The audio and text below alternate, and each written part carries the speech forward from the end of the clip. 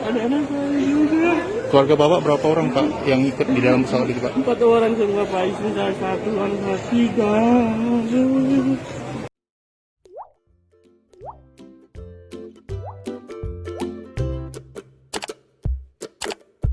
Pesawat Sriwijaya Air jurusan Jakarta Pontianak dengan nomor penerbangan SJ 182 dilaporkan hilang kontak pada Sabtu 9 Januari 2021 sore.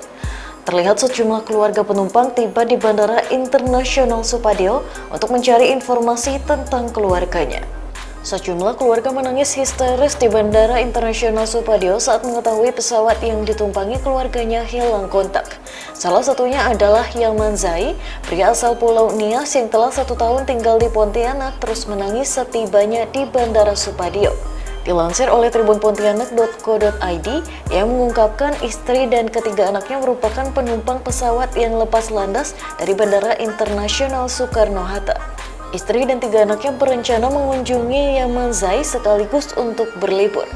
Bahkan anaknya yang baru lahir beberapa bulan pun ikut menjadi penumpang di pesawat yang belum diketahui keberadaannya tersebut.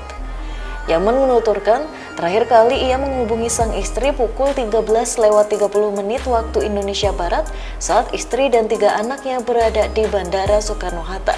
Ia berniat menunggu keluarganya tiba di bandara, namun nahas pesawat yang ditumpangi oleh istri dan 3 anaknya dinyatakan hilang kontak.